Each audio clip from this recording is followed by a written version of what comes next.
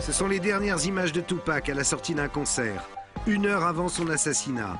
Fait étrange, Reggie Wright, le chef de la sécurité de Death Row, exige que la douzaine de gardes du corps laissent leurs armes à l'hôtel. Raison invoquée, ils n'ont pas de permis de port d'armes pour cet État, le Nevada.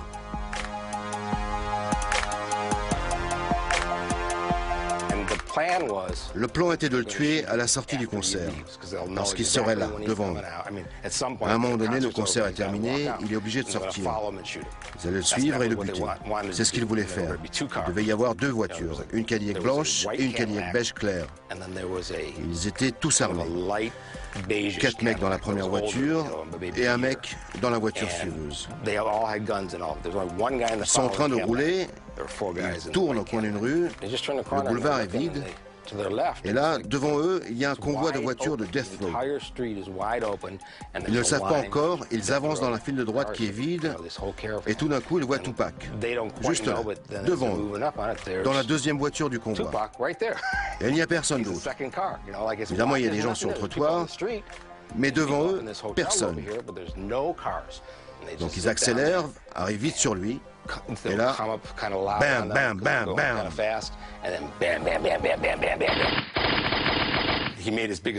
Tupac a fait l'erreur de se relever, comme s'il voulait passer sur le siège arrière. Personne ne sait pourquoi, mais ça lui a coûté la vie. Ils l'ont même amputé d'un poumon en essayant de le sauver.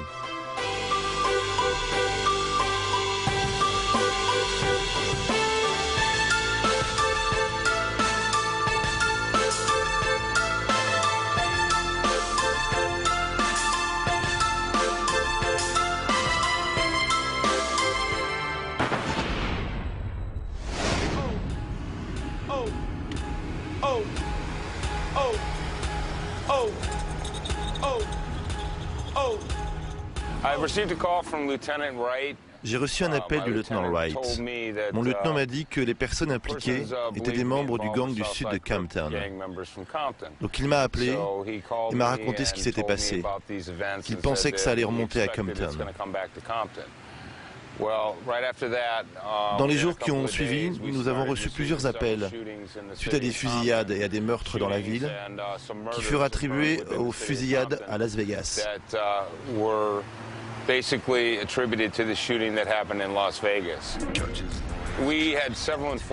Nous avions plusieurs indices dans les quartiers des gangs. Nous avons reçu des appels nous prévenant que les membres des gangs apportaient des armes. Dans l'une des cachettes d'armes, on a retrouvé un sac de flingues avec une adresse à Las Vegas. Il y eut 13 à 14 fusillades en l'espace de 10 jours après que Tupac a été assassiné. Les Crips contre les Bloods. Une guerre de gangs sans précédent. La police de Vegas montre alors la vidéo de surveillance du casino au détective Tim Brennan, basé à Compton. J'ai reconnu Orlando Anderson sur la vidéo. C'est quelqu'un que j'avais questionné lors d'un autre meurtre il y a quelques mois.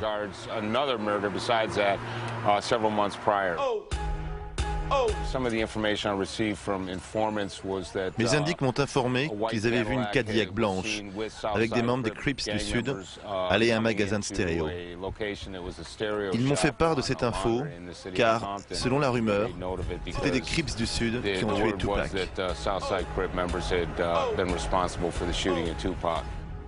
À Vegas, un membre des Bloods avait répliqué de loin et touché la Cadillac. C'est un cousin d'Orlando qui l'a conduit au garage pour réparation. Alors les flics remontent la piste et Orlando Anderson est arrêté. Je l'ai interrogé sur le meurtre de Tupac. Il ne m'a pas dit grand-chose. Il m'a parlé de cette fête tabassée à Vegas. C'était lui la victime. Il n'a pas admis d'être impliqué dans la fusillade de Vegas, ni dans celle de Compton. On ne peut pas facilement nier l'affiliation d'Orlando au gang. Orlando était même très impliqué dans les Crips.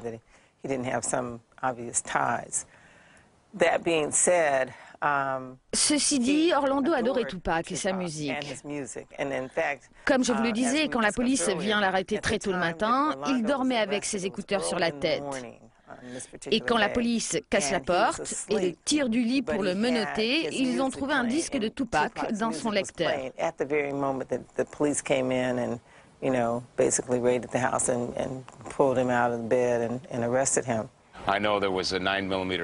Je sais qu'il avait un pistolet 9 mm et des t-shirts des Crips du Sud chez lui. Nous avons indiqué, moi, mes indiques, ainsi que tout le monde à qui j'ai parlé depuis, que Baby Lane, avec 3 autres membres des Crips du Sud, était impliqué dans le meurtre de Tupac Shakur. 22 membres des Crips sont arrêtés très tôt le matin avec Orlando. La police de Compton les met à la disposition des flics de Vegas dépêchés sur place. Les flics de Vegas étaient venus à Compton quand Orlando a été arrêté. Ils l'ont interrogé à peine 5 minutes et l'ont laissé partir. La police de Compton avait effectué un raid massif et arrêté tous ceux qui étaient impliqués dans le meurtre de Tupac. Ils les ont mis à la disposition des flics de Vegas et leur ont dit « Allez-y, interrogez qui vous voulez ». Ils étaient tous là, devant eux. Ils auraient pu les prendre un à un et leur dire « Écoute, je te laisse partir si tu... » Il y en a toujours un qui craque. Vegas n'interrogeait personne, ils s'en foutaient. Ils ne voulaient pas résoudre ce crime. Relâché quelques jours plus tard, Orlando se fait descendre à son tour. Un jour, il était avec son meilleur ami. Ils ont commandé des burgers à emporter et sont allés de l'autre côté de la rue, dans une station-service pour laver les voitures. Il y a eu une dispute avec d'autres types qui étaient là à propos d'argent qui était dû à Orlando. Et là, ça a dérapé. Baby Lane? Ah ouais, Orlando? Ils l'ont tué juste là, en face, au car wash.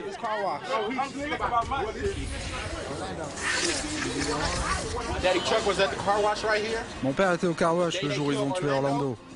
Ouais, son camion a été troué de balles. Qui c'est qui l'a tué, oui? Ah, il veut pas nous le dire. Il veut pas qu'il vienne le retrouver. Et pourtant, il sait.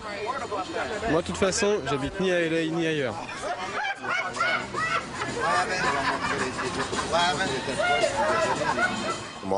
De toute évidence, c'est Orlando Anderson qui a tiré.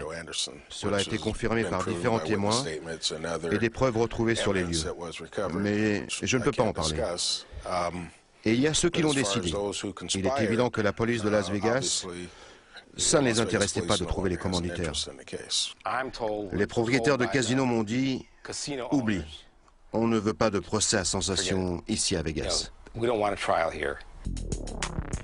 Règlement de compte ou meurtre commandité? Chuck Phillips, un proche des Crips, nous fait une révélation. Ce jour-là, Biggie était à Las Vegas. Biggie et Puffy étaient à Vegas, avec d'autres personnes. Des pontes du milieu de la côte Est et on va dire des types du showbiz. C'était tout un groupe. Comment Biggie peut-il passer inaperçu quelque part? Il fait 1m92 et 180 kg. À l'époque, c'était une des plus grandes célébrités. Et vous allez me dire qu'il s'est faufilé comme une anguille dans le MGM Grand Hotel sans que personne ne le voie? Arrête, mec. Mais selon Chuck Phillips, Biggie aurait même rencontré les Crips. Les Crips sont allés le voir et lui ont dit « Tu voulais le tuer? Eh bien, on va le faire maintenant. » Il y a déjà un an, Biggie et des types qu'il connaît avaient demandé aux Crips de tuer Tupac. Ce qu'on veut, c'est que vous tuez Tupac. Et les Crips leur disaient « Ouais, c'est ça, cause toujours. » Les Crips s'en foutaient. Ils considéraient Biggie et sa bande comme des branleurs. Le groupe de Biggie était aussi venu avec des flingues. Biggie voulait que les Crips utilisent ses flingues, à lui.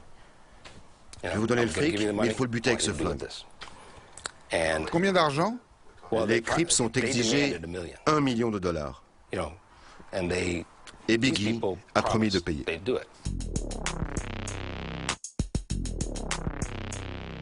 Ce n'est pas vrai. Je sais de sources sûres qu'il n'y était pas.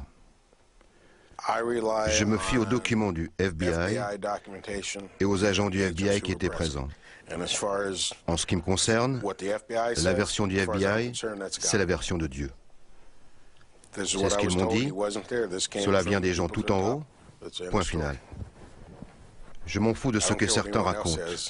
J'ai lu le dossier, j'ai parlé à ceux qui étaient sur place. S'il monte, si la conspiration remonte tout en haut, au sommet, eh bien, très bien. Le rapport officiel dit qu'il n'y était pas. Le seul qui a vu le visage des assassins est un des Outlaws, le groupe de Tupac. Il s'appelait Yafael. Il était un témoin oculaire. Il se trouvait dans la voiture juste derrière Tupac, à quelques mètres du tireur. Il n'est pas resté en Nevada. Il a immédiatement été emmené dans une planque dans le New Jersey. Très peu de personnes savaient où il était. Quelques jours plus tard, quelqu'un est arrivé à sa porte, a frappé. Il a ouvert la porte et il a été abattu en pleine tête, à bout portant.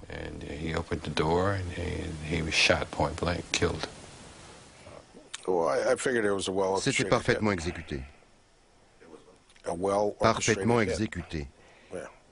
Ouais, vous savez, des amateurs ne roulent pas comme ça en convoi de 2 voitures sur le plus grand boulevard de Las Vegas en arrosant une cible. Officiellement donc, il n'y a aucun témoin. Le FBI était dans une voiture, environ 7-8 voitures derrière le tireur. À cette époque, Tupac était surveillé et des agents étaient en filature cette nuit-là. S'approcher de si près et tirer à bout portant, c'est une exécution.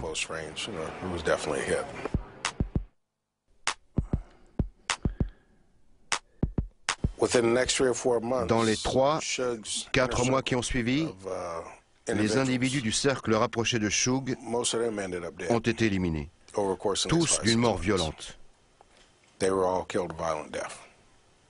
Réfléchissez bien à cela. On va dire ça comme ça. Tupac a été tué, et pour détourner l'attention de ceux qui ont décidé et organisé son assassinat, Biggie a été tué à son tour.